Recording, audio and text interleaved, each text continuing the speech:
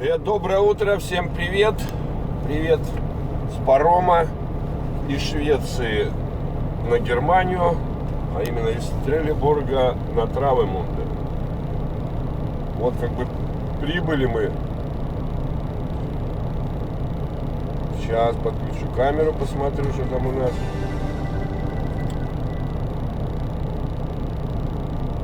Ждем начала движухи. Так,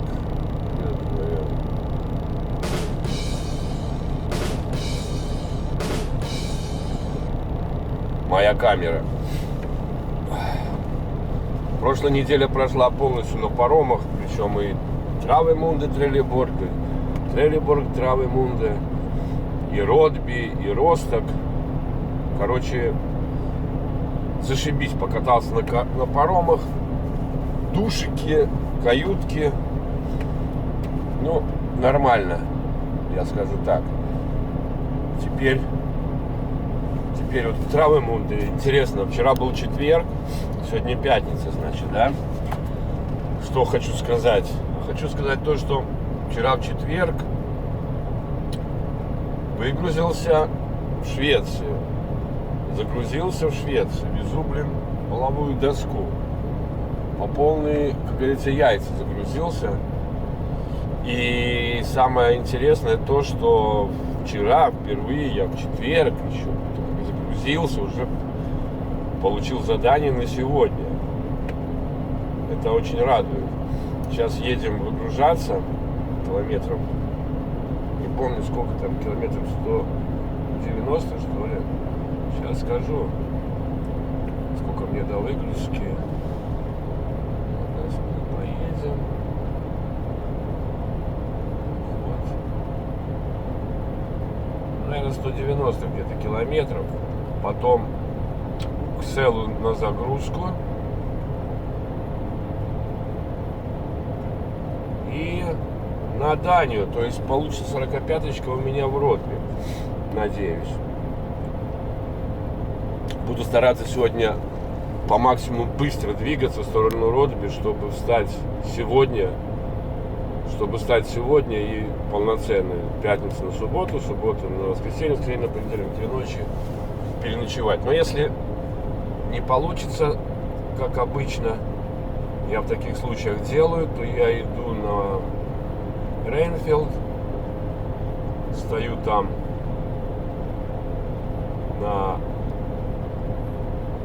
до воскресенья вечера, и в воскресенье вечером доскакиваю до Родби. До Путгардена на пароме и на Родби, так скажем. Пока он мне тут не пишет. Не включился еще GPS-ник, чтобы точно определиться. Это радует, короче. 750. То есть будет все замечательно. Ожидание сигнала. Что за это время я возил? Фанеру возил. Один раз макулатуру взял. Лучше так ничего особого и не припомнить. Такая как бы рутинная работа, но достаточно интересная. Ну да, настроение боевое, заканчивается какая уже? 10 января я начал, сегодня уже какое? Сегодня 7, по-моему. 7 января сегодня, да? Сейчас посмотрим. Да, 7 февраля, января, уже почти месяц. Ну, в воскресенье будет месяц, как я в работе. Как говорится, планировал я стоять на кругах где-то до 10 марта, а там посмотрим. Не от меня зависит. Вернее, как от меня зависит, но больше от супруги, как мне там получится. Что-то я не могу понять. У меня такое ощущение, что у меня тахограф завис, на девятках. 2 девятки, 2 десятки показывает. Почему-то. У меня давно уже 1 девятка, За 2 дня подряд 3+9 получилось. Да, десяток у меня ни одной не взято по вождению. Странно, что-то как-то странно. Главное, распечатку я не сделал, смотрел по тахографу свою деятельность. Да, у меня понедельник открыл пятнашку, во вторник открыл пятнашку. А тахограф, показывает все равно 2 девятки. Причем не было там стояния какого-то такого длительного. Вот вчера было, да, 3 часа у меня стоянка. И позавчера у меня был паром 6-часовой. Тоже 3+9 взял. А больше у меня такого не было. Но все равно, может, когда движуху начну, он сделает так, что как бы у меня перебросится 1 девятка. Но посмотрю, когда встану где-нибудь. Как-то я не могу смотреть. Вот сейчас передо мной стоит Spedition EP. АБ это значит шведская компания. У нас АЭС, у них, по-моему, АБ.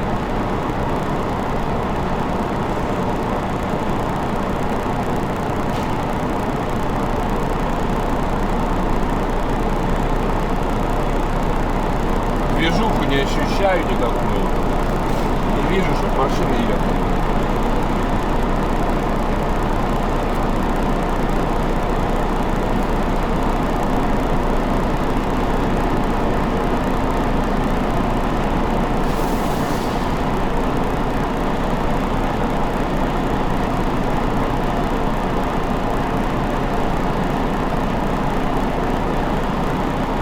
По-моему, открыли они этот визир.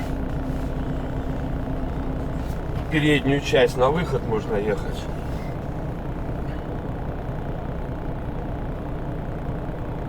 Странно, что не едем.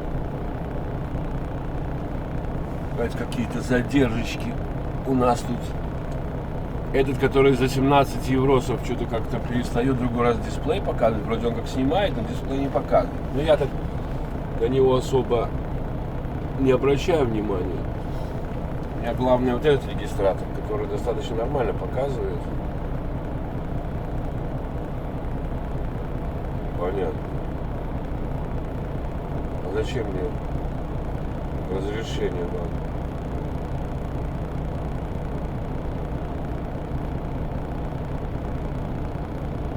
С этой камерой нормально вроде все показывает. Качество нормальное, я так понимаю. Spedition AB. Ну хоть кто-то поедете слева, справа, чтобы ощутить движуху. Никто не едет. Это хороший был паром. Как он там назывался? Это, не Питер Пен. Тут, по-моему, 3 парома ходят. Один классный. И интернет есть в кабинах, в каютах. Один фиговый вообще, не ловит нигде. А вот этот вроде и нету access-поинтов в этих коридорах, проходах.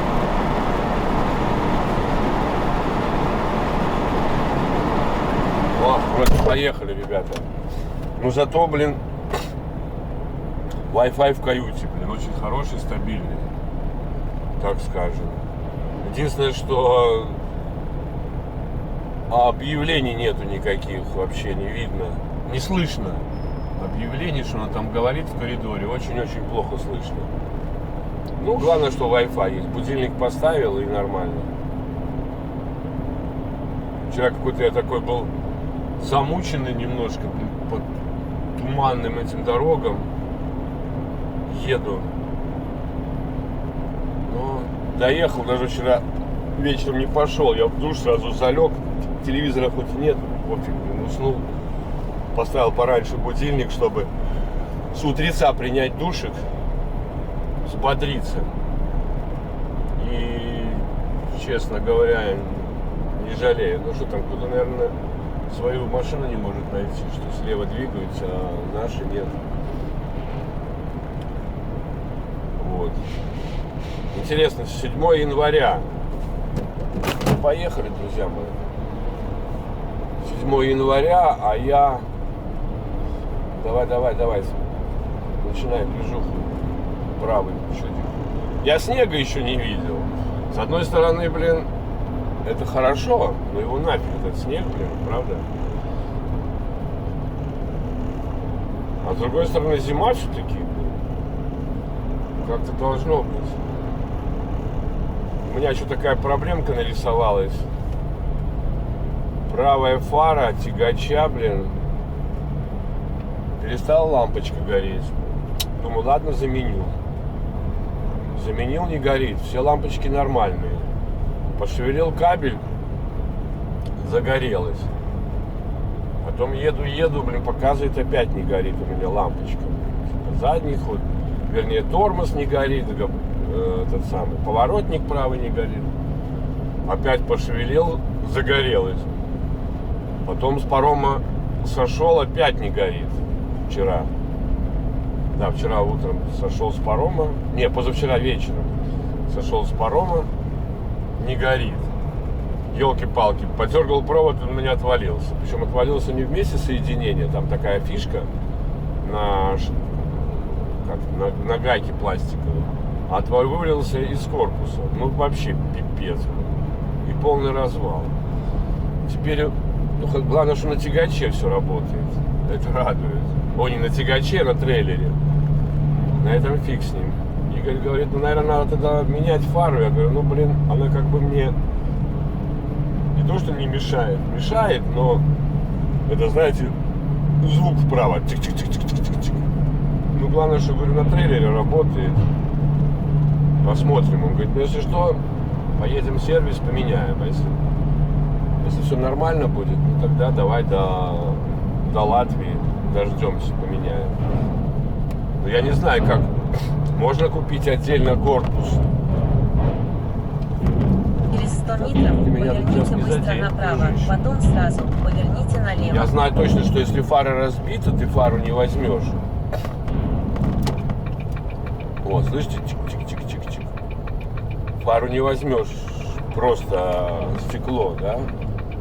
А если корпус, то, может быть, какой-то БУ можно купить. Зачем там новый покупать? Тем более, говорю, в Германии то будет стоить не так дешево. Девочка ходит. Ну что ж, вот мы съезжаем, ребята, в Травике. Надеюсь, быстро сейчас сойдем и погоним. Без Рейнфилда сегодня. Я сначала поставил точку Рейнфилда с утра. Ну, с вечера вчера еще. Чтобы... Ну, 202 показывает километров. Чтобы заскочить. Ну, потом увидел, что пришло. Вернее, тогда я еще не видел, не просчитывал маршрут. И не знал, как... А, нет, я думал, если успею зайти на паром... Поверните направо, потом на третьем хотя бы, повороте поверните хотя направо. бы в линию встать до этого самого, до конца 12 часов, то, может быть, сделаю 11-часовую паузу. Хотя, с другой стороны, зачем мне это надо? И поскольку у меня была 3-часовая пауза в процессе рабочего дня, я мог отработать 14 часов, а не 12 часов. И сделать 9-часовую паузу на пароме, и она была бы мне засчитана как полноценная пауза, 11-часовая. Это правило 3+9 работает и на пароме. Тогда можно подрывать паузу перед паромом, но не надо, чтобы полная был отстой, пауза, да, до парома, на пароме, после парома 11 часов. Достаточно 9, и будет засчитано как полноценный 11-часовой отдых, ну, который должен направо, быть, в принципе, потом держитесь правой при стороны. разрыве. Этот нюанс, наверное, не все знают, но есть такая штучка. Короче, если простой рабочий день, у тебя предстоит разрыв паузы, ты не можешь работать больше 12 часов в сутки в эти рабочие. А если у тебя был 3 часа перерыв, так скажем, значит, можно отработать 14 часов, не более, да? И, так сказать, 3+9. Чудак, наверное, будет пауза здесь стоять. Что он так стал? Или он уже вообще спит до сих пор? Вот. Но подумал, что мне этими париться, блин. Пауза, прерывание паузы, ну нафиг. У меня Через есть 100 девятка метров и держитесь нормально. правой стороны. Потом Паром. сразу плавно поверните налево. Кстати, паром не идет 9 часов. Он сейчас сколько? 8:34. 8:34, 7:34. Ну, вот ровно 9. А так вообще 8:45. И вот тогда интересный момент наступает. Если вы заскочили на паром, и у вас, возможно, девятка, но вы не можете ее Держитесь как бы правой разорвать, стороны. Потом закрыли сразу смену, плавно поверните налево. паром сразу погнал, и вас поставили, знаете, как в линейку, вернее, на пароме вас поставили. Плавно поверните налево. Амигоса. Вас поставили первым на выезд. И вот представляете, 8:45 вы грузин поехал. А вам надо дергаться. И что делать? Прерывать вы не можете. Елки-палки. А девятку надо достоять. И вот тут как быть? Показывать, что ты не можешь ехать. Через 500 метров на третьем повороте поверните налево. Такой, знаете, это опасный момент. У меня вот было, когда у меня было. В прошлый раз, когда я шел с Травмунде на Трелеборг, у меня такой момент был, что я боялся, но в итоге повезло, что мы полчаса... Я стоял вообще первый на выезд, и по графику должны были 8:45 где-то. Но хорошо, что повезло, что мы на полчаса задержались, пропускали какое-то судно, или паром, или судно на выезд, на выход, да, из порта. Ну, анонс был, да, объявление. В итоге повезло. А вот так делать, вот как вы поступаете в таких случаях, если у вас нет возможности прервать, у вас только девятка, вы отработали, грубо говоря, 14 часов, заехали, закрыли смену, у вас девятка, и вас ставят первый под выезд, и паром открывается, а у вас пауза была всего лишь 8:45. Конечно, наверное, самый оптимальный вариант — это делать распечатку сразу же, а потом пропустим этого тоже. Что-то и как-то много.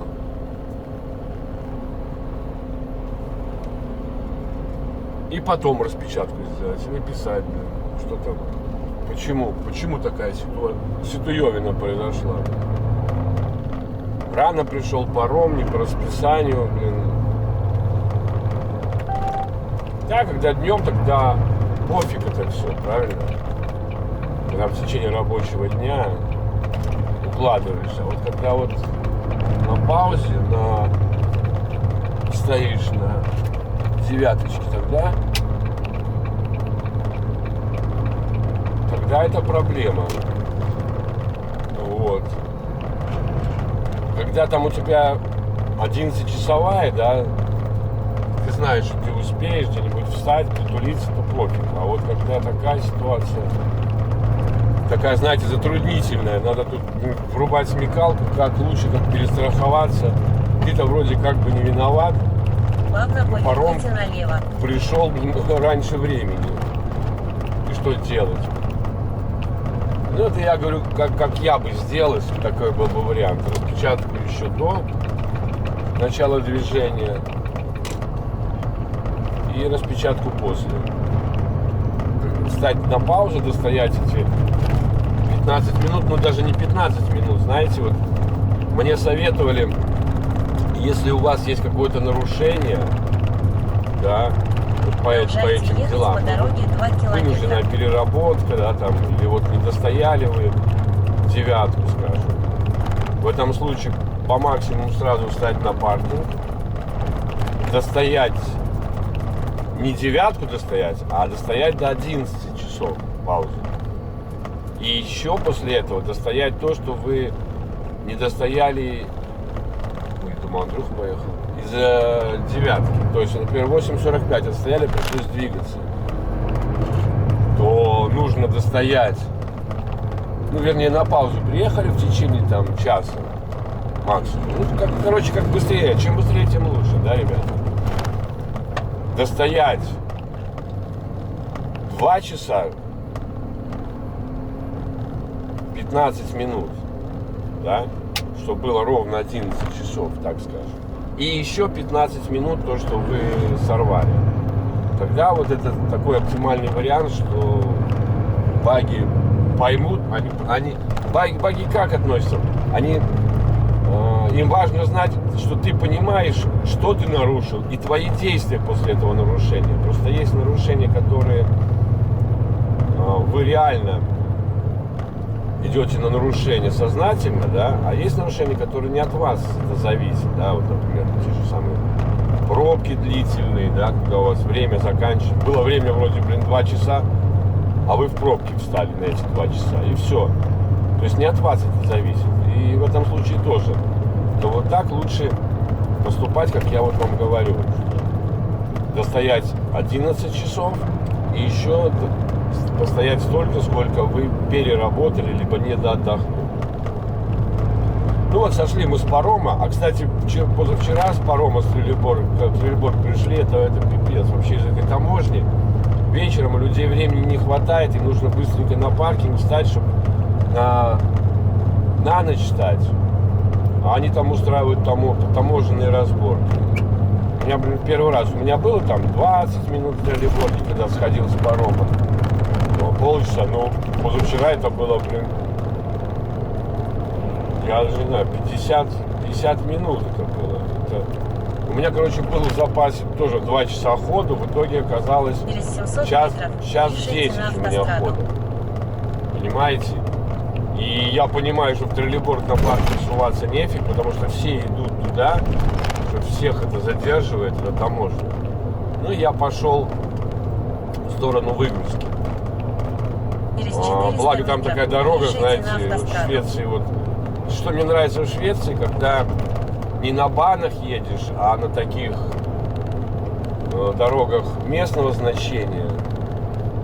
Я не буду говорить, когда там от Стокгольма дорога, да, где там нету вообще никаких паркингов. Так вот, в Швеции на этих дорогах очень часто встречаются карманы, причем карманы такие реально хорошие.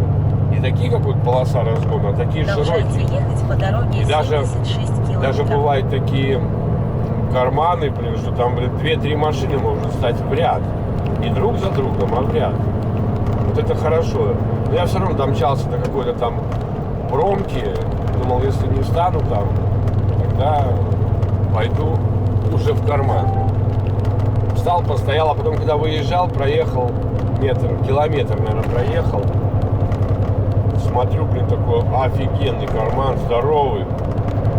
Шириной, наверное, метров 30, наверное. Вот это супер в Швеции. Вы понимаете, вот Швеция, Дания, скандинавские страны, у них не просто кармашек там на пол грузовика, но на пол фуры, да? У них карман все-таки продуман под сцепку. Когда я работал на сцепке в Ахове, я иногда пользовался, но это чревато зимой, потому что ты заснул там, такая погода, а проснулся, тебя снегом занесло. А еще пройдут эти чистильщики, и все как это, чау расма, тебя засыпят и потом выгребай оттуда. А знаете, вот такая вот дорога, однополосная и карман, например, а тебе надо выгребать откуда, с левой стороны, и именно оттуда, где машины идут, понимаете, со стороны же обочины, наоборот. Так что вот так. Карман это в Швеции, да, хорошая штука. Вот помню, со Стокгольма, где-то не помню, куда, в какую сторону это было. Там по Банеле вообще нафиг нет паркинга, вообще никаких, нафиг. Знаете, на фуре одно дело сошел в эту националку, как говорится, и поехал. А, на сцепке зимой это чревато, потому что там гористость. И можно, короче, встать, если тебе кто-то помешает. Вот здесь радарчик, который надо аккуратно пролетать. Те, кто первый раз вылетает, видят вот этот знак 80 и едут.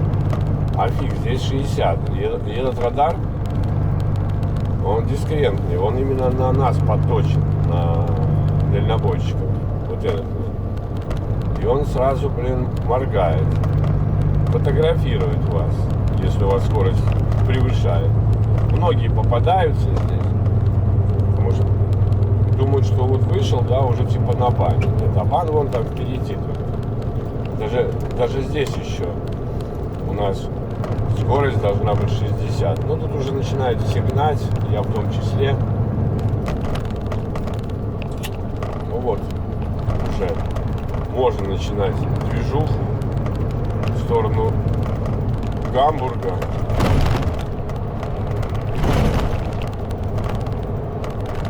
Так что день начался, как видите, снега опять нету.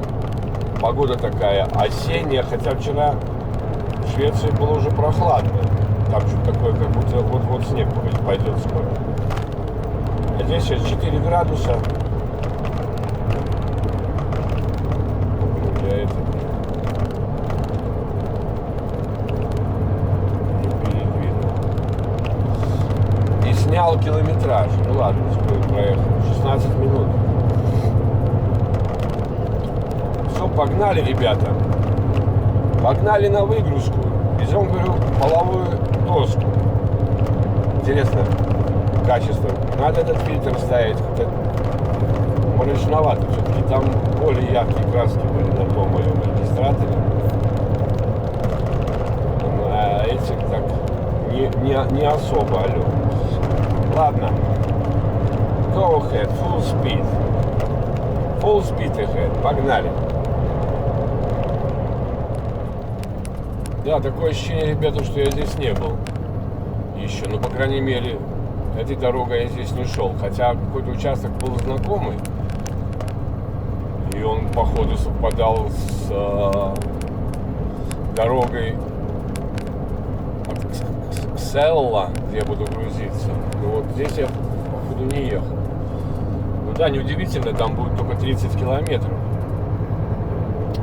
И с этой Кселлы тоже выезжать по националу. Поэтому и кажется, там знакомый участок. Через населенные пункты там маленькие. А сейчас мне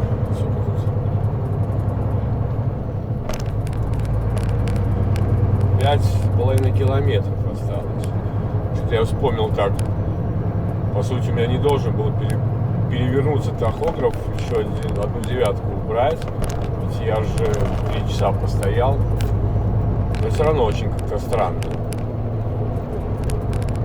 Интересно будет посмотреть, если я сегодня девятку сделаю реальную. Если все получится, как я и планировал, что пойду сразу на Путгарду. Мне, в принципе, Ренфилде ничего делать не надо. Я последний раз заковарился, продуктов хватает на выходные. Поэтому попытаюсь пораньше приехать. И такая возможность по большому счету есть. Сейчас все зависит, можно сказать, от выгрузки. Как меня быстро выгрузить. Загружался я с 2 бортов. Там, конечно, половая доска.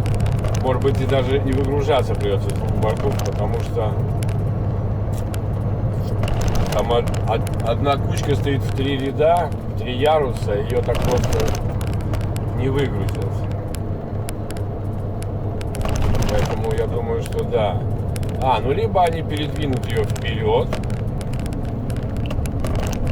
потом снимут верхнюю часть. Главное, чтобы крышу мне не снесли. Потому что тот чудак, который грузил, он был такой, не понимал, как можно загрузиться. Я ему посоветовал, говорю, верхнюю часть сними, загрузи 2 яруса, ну так, почти до середины, а эту вторую, третью, которая пойдет, с другого борта положи на них, и тогда ты можешь уложить. Так, видимо, так и снимать придется. Хотя можно, если виллы большие. 700 метров на кольцевой Ну развязке. да, он с левого Используйте борта. второй Нет, я выезд. чувствую, придется оба борта открывать. Ну, единственный вариант, если вперед снять и вперед продвинуть. Да. Можно так сделать. Либо, вперед, назад. Снять, назад подвинуть, опустить и забрать третий. Только таким способом. Либо оба борта придется открывать. А это как бы задержечка. Ну, посмотрим вообще. Может быть... Нет, я думаю, что надо будет оба борта открывать по-любому. Потому что там такой яролаж, можно сказать. Разной длины эти доски. Ну, скажу вам, это половая доска, как он грузил этот... Через 300 метров на кольцевой развязке. Используйте второй выезд. Я скажу, что... Что там пикал, я не понял, кому-то. Вот эти пазы, короче, он так грузил, что он, по-моему, их ломал там. Но это не мои проблемы, по большому счету. Используйте второй выезд. Что там, торопится очень. Что он там пикал?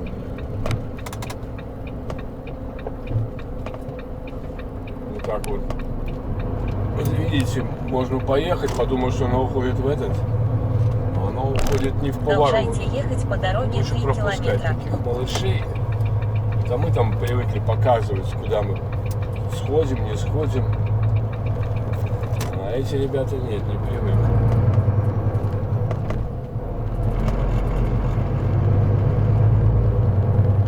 Так. Я не помню, что он там пикал, что ему, как будто я медленно еду, да иди ты нафиг. По городу я еще буду носиться, что ли?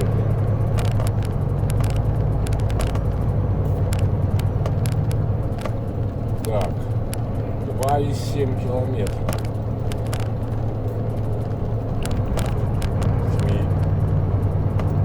Ямами, колдобинами. Извините за выражение такое, колдобинами. Не особо хочется, чтобы тут все летало. 50 и 50.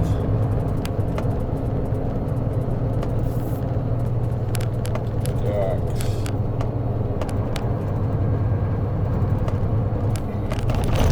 Название интересного фирмы. Тим, имя, фамилия какая-то. Тим почти Спаниель. Спаненгел или как он там. У немцев вон, блин, выборы на носу. Рекламы всякие. Уже, блин, примелькались, блин. Агитационные. Отже, Кадах. Ну, это точно не европейка. Это выходец откуда-то из южных стран. Азиатских, можно сказать. Так. Домики такие, блин. С правой стороны.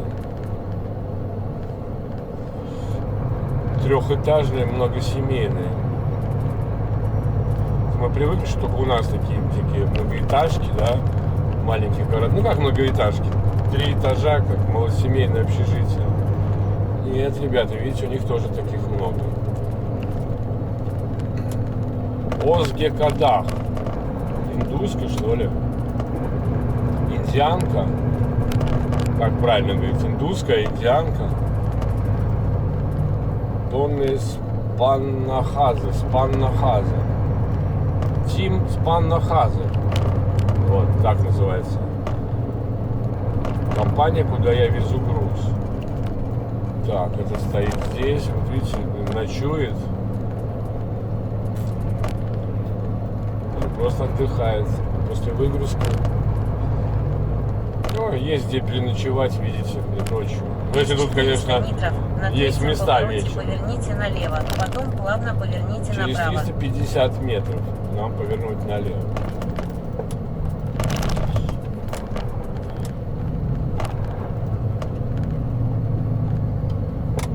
Как-то я вот не помню, чтобы я здесь был. Вот реально. Вот чем интересна работа в этой компании, да, что как бы ты на кругах стоишь, но основной круг какая? Это груз из здания в виде макулатуры и на Германию. А потом уже тоже либо вот сваи берем, либо какие-то блоки берем и куда-то тянем. Но бывает вот такая вот фигня из Швеции. Берешь, что ты берешь и едешь туда, где не был никогда. Это интересно, нет такой монотонности. На контейнерах, например, одно и то же было. Да, деньги хорошие, но очень хорошие были деньги. Но монотонность меня убивала, честно говоря. Ну и так получилось. Поверните налево, потом плавно поверните направо. Так. Интересно, блин. И куда меня ты Через заведешь? 200 метров плавно поверните 400 направо. метров осталось.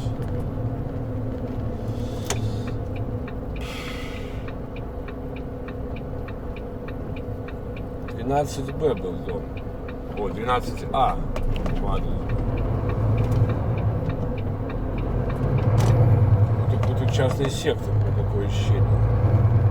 Вообще, правильно, надеюсь, еду?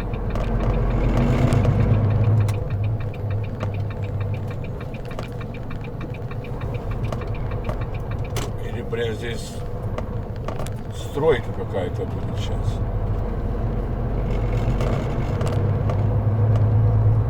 Интересно. Плавно поверните направо. Ну хорошо, мы повернем направо. Блин, ну вряд ли Через 100 стройка. метров Хотя попадете всем- к цели. Не, ну для стройки такие доски не обделанные, это... Так. Сейчас будем искать. Блин, что-то как-то... Куда здесь? Это не то место, где меня на улице выгружали, да? Не. Цель слева. Где слева цель? А, вот. Цель слева. Зашибись, я приехал, ребята. А как мне сейчас туда пробраться?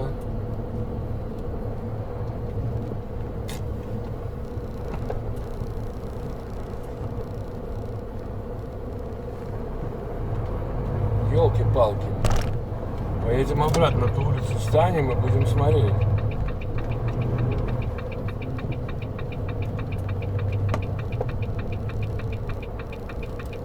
Блин, надо обратно подъехать и остановиться. Ладно. Ёлки-палки, блин. История.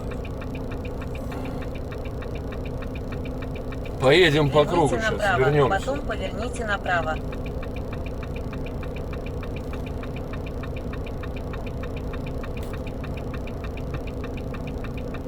Как мне туда заехать? Интересно.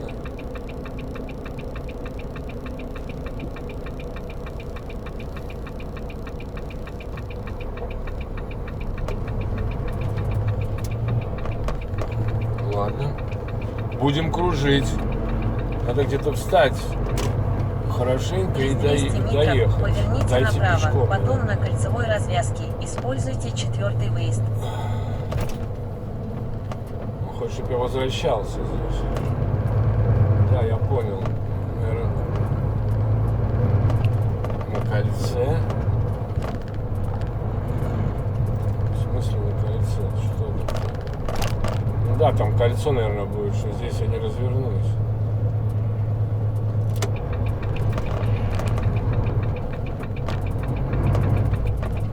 Верните направо, потом на кольцевой развязке. Используйте 4-й Да, блин. выезд. Поэтому как бы я попандос меня, чтобы заехать вот так вот. Через 200 метров на кольцевой развязке. Используйте 4-й выезд. Да я бы лучше бы обратно поехал бы.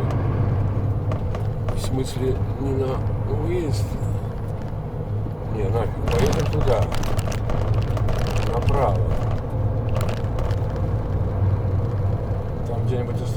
остановимся, где вот были эти паркинг-плейсы.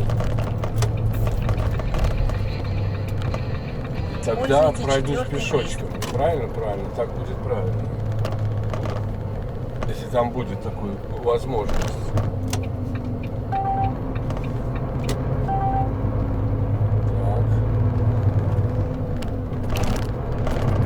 Через 200 метров на втором повороте поверните направо, потом плавно поверните направо.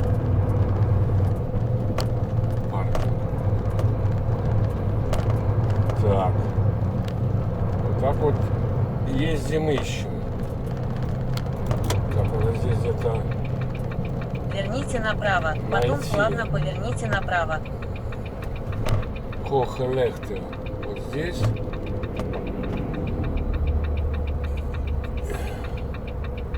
Так. При первой возможности, короче, останавливаемся и идем пешочком. Так будет правильно. Хохелехче. Только надо найти эту возможность.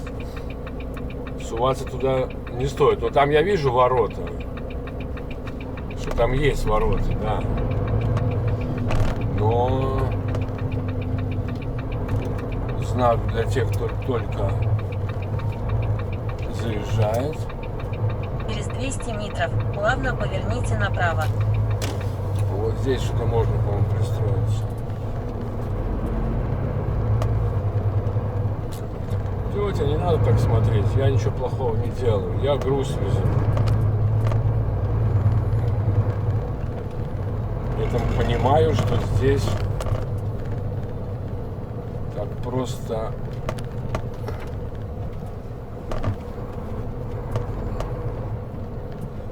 не проехать.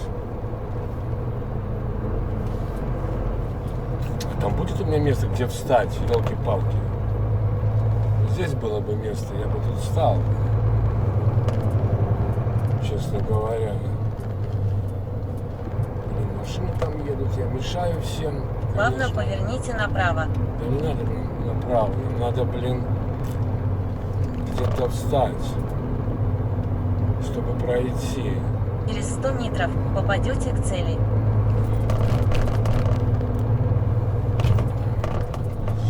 Так, мы сделаем как? Мы сделаем вот так. Хитро. Чуть-чуть заедем на эту. Чтобы люди понимали, что они будут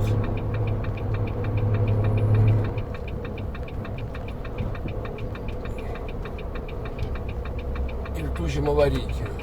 И слева. Вот здесь, но тут же невозможно заехать.